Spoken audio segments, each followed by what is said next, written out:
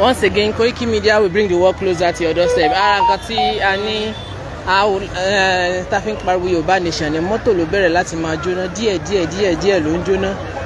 Sì rí firefighter tí ó lè sáré wá bá wọn pa títí half of that motor tó fi jóná dé stage tí ó wà yìí. Wọn ti rí solution sí Ìwó Road náà ní àṣìwáyé gbogbo àwọn èèyàn ló dúró sí Ìwó Road jù. Gbogbo omi tí wọ́n ń dàlù lára kò ràn mọ́ ṣe ń da mí sẹ́rí.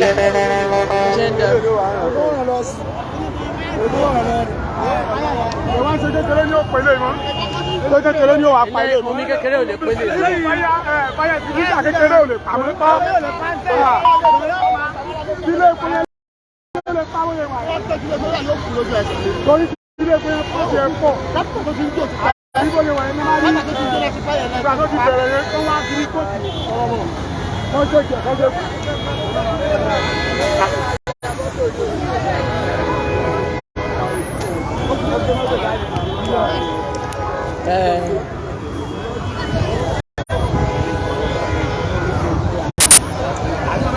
tó ní kí ló ṣe ó fẹ́ pa tó fẹ́ mẹ́rin ọjọ́ náà ṣe ká sílẹ̀ náà lọ sí ẹkú ọjọ́ ọlájú tó fún ẹ̀kọ́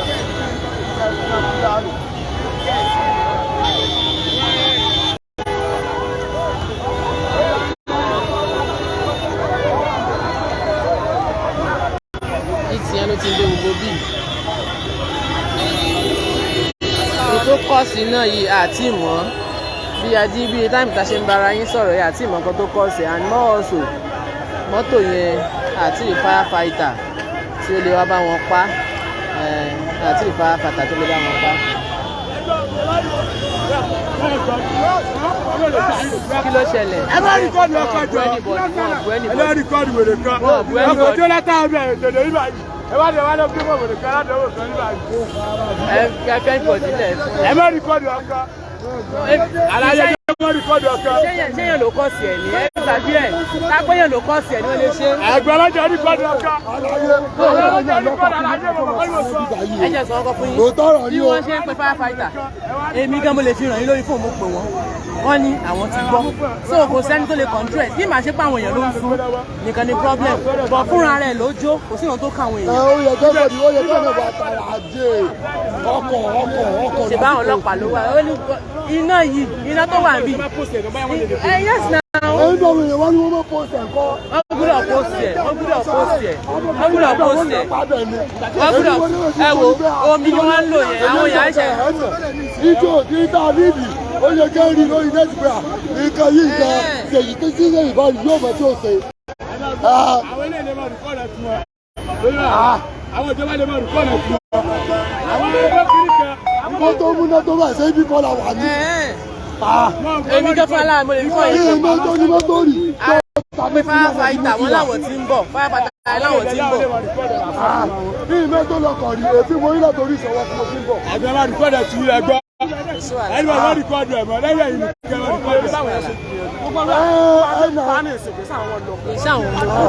èmi ò ní mẹ́tò lọkọ̀ rí èbí mo rí bí etí rí ọdẹ ni mo ti fi wéètì lórí fẹ́ wọ́tà. ọkọ̀ lóyè ti Jonathan yìí àti anybody tó ní fẹ́ bá wọn wá wọn ṣe.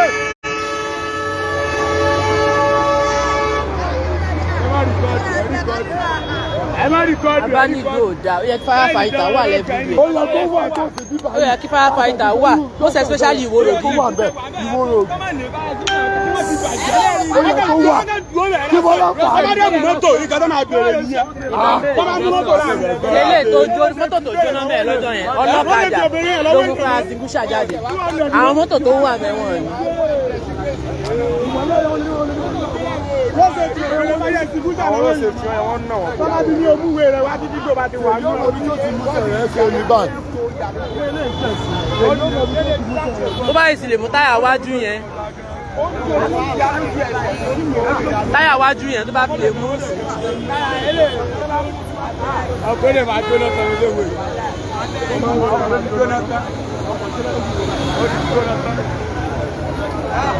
ọ̀gá ilé àwọn rìkọ́dẹ̀ sí ẹ̀rọ súnmọ́lẹ̀ àwọn rìkọ́dẹ̀ sí.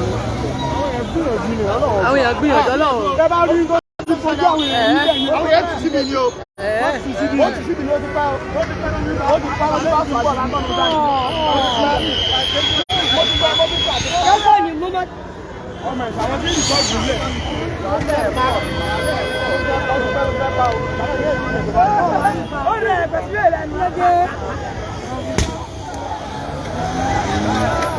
àwọn mọ́tò tó ń lọ yẹn kó yẹ káwọn mọ́tò yẹn ní sùúrù.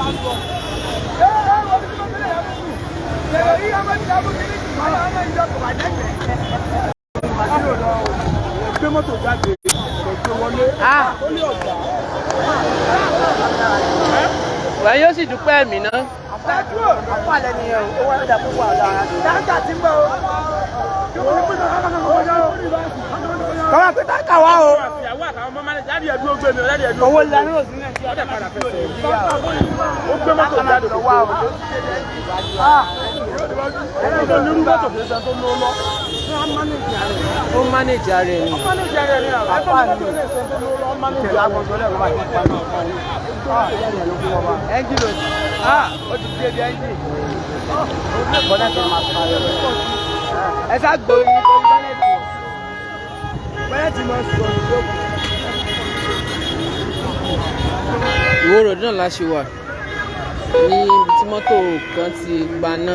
àwọn aráàlú wọ́n fi gbogbo omi tí wọ́n lè fi rí pa wọn iná yẹn ò kú. so àwọn firefighter wọ́n ti pè wọ́n láwọn ń bọ̀ mọ́tò ló ti jó délẹ̀ yìí gbogbo ara mọ́tò ló ti jóná tán yìí.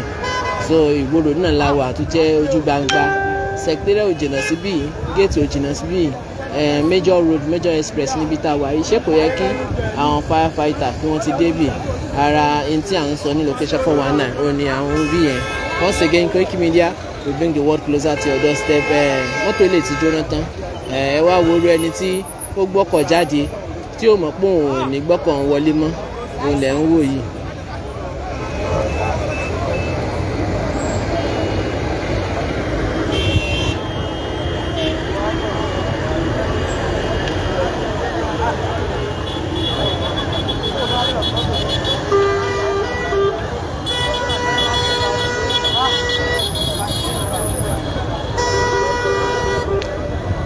ọkọ̀ tó ní ká ló tẹ́ni ẹlẹ́ni manage tí àwọn mọ́mí àwọn ẹ̀gbọ́n ní mọ́mí ẹ̀jẹ̀ gbé wa dádì ẹ̀jẹ̀ gbé wa dání ọmọ náà ní dádì ẹ̀jẹ̀ gbé wa dání ìyàwó ní ọkọ mi gbé mi dání òun ló ti jóná yìí láì lérò láì rò odidi mọ́tò ló ń jóná tí àṣírí firefighter tí ó lè wá bá wọn pa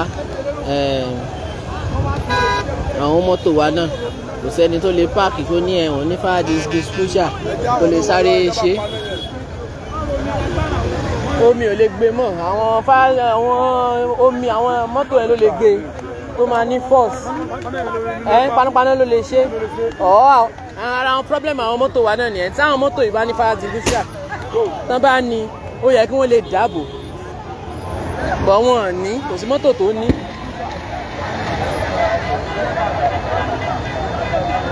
yanyan ọkàn lẹ́nu lẹ́yìn gan-an ọ̀tàgọ́lẹ̀. bọ́nẹ̀tì yẹn máa ń ta ní tiẹ̀. ọmọ ta o ọmọ sí o mẹ́rin sí o tí ó kún bí ó kò lọ bí ó bá ti gbé látàrí ẹ̀kan yẹn lẹ́yìn ọkàn lọ ìjọba tì. eléyìí ò lè ràn mọ́ kò lè ràn mọ́ kìíní eléyìí ò lè ràn mọ́ kò lè ràn mọ́ àtẹ̀kán lé ẹ̀kan ti ṣe. ṣẹ́gbọ́n àwọn ọlọ́kadà ló gbé yẹn jáde àwọn mọ́tò yẹ kí wọ́n ní fire disposal. ẹ bá wa náà kí ló ṣẹlẹ̀ wá. pọ̀ sí ẹ̀. kò sí ẹ̀kọ́ sẹ́yìn ló sún mi. èèyàn kan ló sún wọn lọ kàdé ọ́fíìsà ni wọn. kò sí ẹ̀kọ́ ọ́fíìsà lè lójú lójú. náà lọ́fíìsà náà làwọn náà èèyàn kan ló sún sápẹ́yàn ló sún. wọ́n lọ́kọ̀ orí ìsọ̀ ni pé wọ́n lè máa sẹ́ndẹ̀ wọ́n máa sọ pé wọ́n ti dá wà lálẹ́ ní mo rò bẹ́ẹ̀ lọ. òun náà lè jẹ́ kí èèyàn gbúdọ̀ sọ nǹkan tó ṣẹlẹ̀.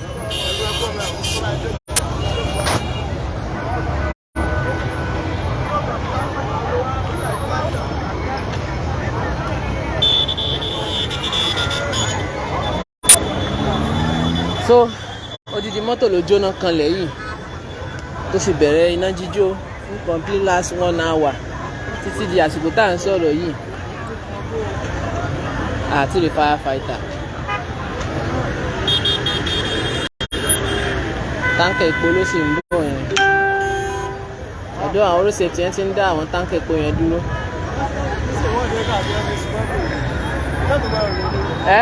Òun ló wá yẹ kí àwọn ọmọ tí wọ́n jẹ́ kán ṣe rìkọ́dì yẹn ó yẹ kí wọ́n jẹ́ káwọn èèyàn ṣe. Táwọn èèyàn bá wá ṣe wọ́n á mọ̀ nǹkan tó ṣẹlẹ̀. Bọ̀ ẹlòmíì akọ̀ṣàyẹ̀ ṣe rìkọ́dì díẹ̀. Táwọn boys yẹn bá ti ń le apá èèyàn gangan ló ń fún wọn signal pé àkílódé tí wọ́n ń lé wọn definitely bí àwọn ń jà ní.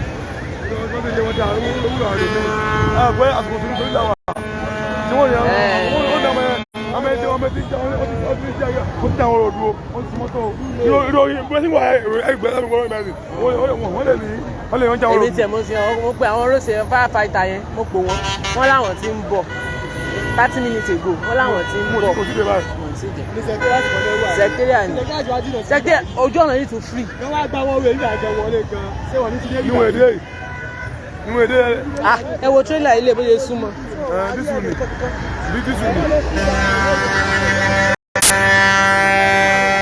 Ẹ kúrò lójú ọ̀nà fún táǹkà epo. empty lọ wà.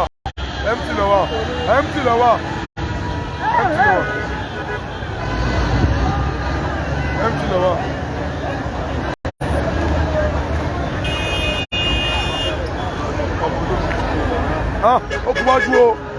Ẹ̀ta ó ti mú táyà wájú yẹn. Ó kú wájú o. Iwájú ló ti wọ́n jù. Sọ yẹn yìí.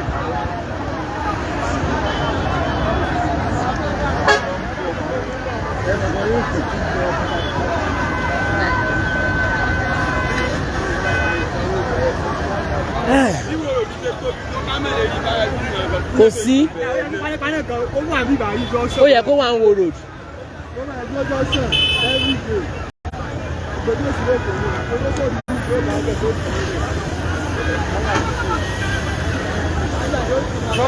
Bátì.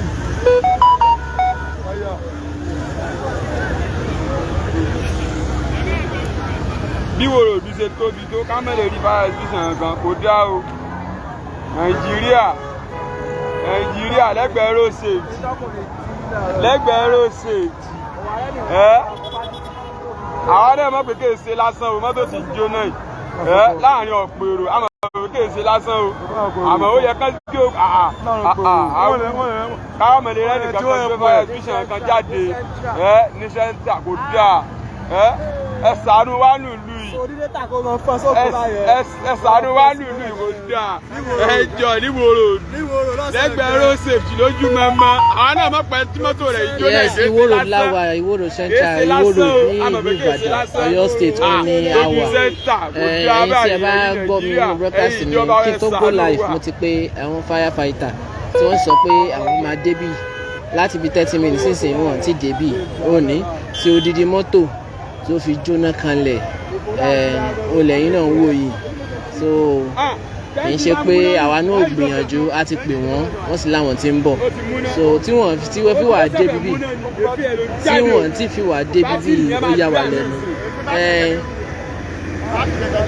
bẹ́ẹ̀ sì ṣe ń wò ó gbogbo àwọn mọ́tò tá à ń rí kò sí fara display aṣáájú kankan lára wọn ó dọ̀bìlẹ́rí tó tún mọ̀ yìí ẹ̀rọ àwọn road safety náà wà láyìíká àwọn ọlọ́pàá náà wà láyìíká gbogbo agency ló wà láyìíká odidi mọ́tò ò lè ó jóná kanlẹ̀ yìí láì ní àtúnṣe olè ń wò yìí kò sẹ́ni tó jó wọ́n sàní náà yẹn ṣẹyọ níbi ọwọ́ ẹ̀yìn so ohun tó ṣẹlẹ̀ ni secretariat ò sì jìnnà síbí ọ̀nà yìí tó free because ojú ọ̀nà tó tóbi ni olè ń wò.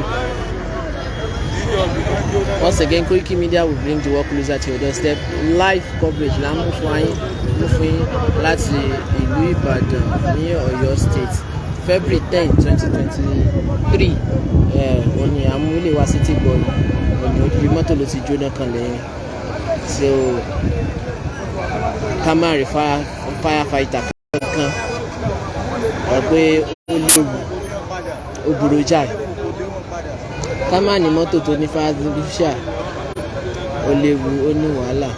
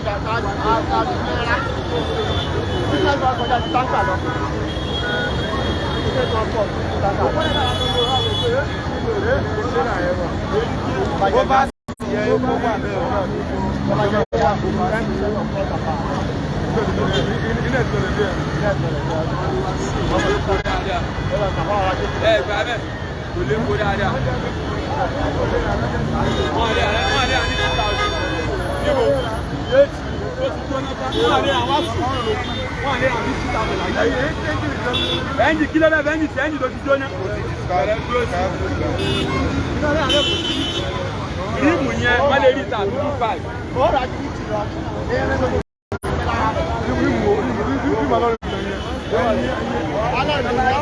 So ẹ̀yin èèyàn wa a ní rí jù báyìí lọ akànníkẹ́ a jẹ́ kẹ́ rí eléyìí a ní rí jù báyìí lọ. Once again Koikimedia we bring the world closer to your doorstep. Thank you and God bless you all. Bẹ́ẹ̀ ṣe darapọ̀ mọ́ wa. Bá a ṣe ń sọ náà Yorùbá nation is the solution. Yorùbá nation is the way out. Ẹja gba orílẹ̀-èdè tiwa. Ẹja wa orí ká gba orílẹ̀-èdè tiwa. Ọ̀nà àbáyọ fún wa nìyẹn o. Ẹ ṣe. Once again Koikimedia we bring the world closer to your doorstep. Ẹ ṣe.